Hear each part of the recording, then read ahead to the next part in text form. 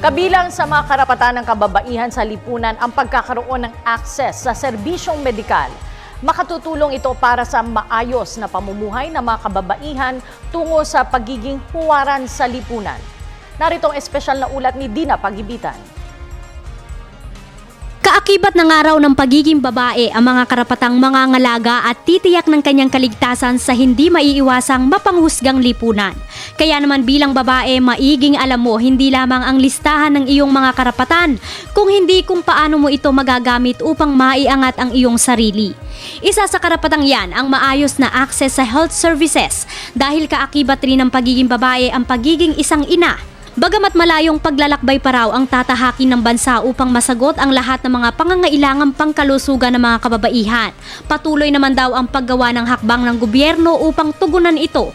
Sa Pilipinas, ng Republic Act 10354 o ang Responsible Parenthood and Reproductive Health Act of 2012, may access dapat ang mga babae sa public healthcare institution na layong gamutin, magbigay luna sa anumang uri ng sakit, injury o disability. Gayon din ang access sa public healthcare professionals tulad ng doktor, nurse o midwife at public and barangay health worker para sa iba pang health services sa kani-kanilang lugar. Ayon sa datos ng DOH noong 2009, sa bawat 100,000 nanganganak, 162 ang namamatay dito, na tumaas pa noong taong 2012 sa 221 bawat 100,000 buntis. Karaniwang dahilan ng pagkamatay ang komplikasyon habang at pagkatapos manganak. Ang mabawasan ang maternal mortality ang layunin naman ng kalusugang pangkalahatan o universal health care, kung saan kung matutukoy ang isang buntis na mahirap, libre o zero billing ang serbisyong ibibigay sa kanyang panganganak sa mga pampublikong ospital. Bagamat hanggang ngayon ay kinwe-question pa rin ng ilang grupo ang legalidad ng reproductive health law o ang family planning sa pamamagitan ng contraceptives.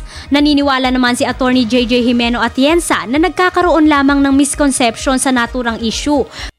Kung susuriin daw ay malaking tulong sa malayang desisyon ng kababaihan. Nagkakaroon ng misconception yung RH bill na ito ay pagpatay lamang sa kung ano man ang nabubuhay sa sinapupunan. Hindi po.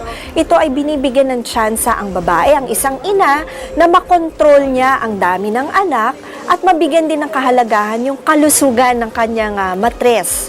At yung pangkabuuan na rin at mabigyan ng quality time ang pamilya at ang pagpapalaki at espasyo sa bawat anak. Samantala, naniniwala naman ang Gabriela Party List na ang usapin ng kalusugan sa kababaihan ay dapat na pangkalahatan niyang pangangailangan. Naniniwala kami na ang ultimate problem pa rin talaga ay kahirapan at saka mayroong inequitable distribution of wealth.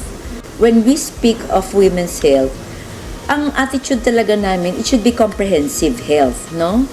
Part libre, dapat ito ay angkop, dapat ito ay basic, batayan, at dapat ito ay kagyat. Higit sa impormasyon, dapat raw na ma-educate ang bawat kababaihan sa kanyang karapatan at kakayahan upang maging huwaran sa kanyang mga anak at sa lipunan. Para sa Telebisyon ng Bayan, ako si Dina Pagibitan.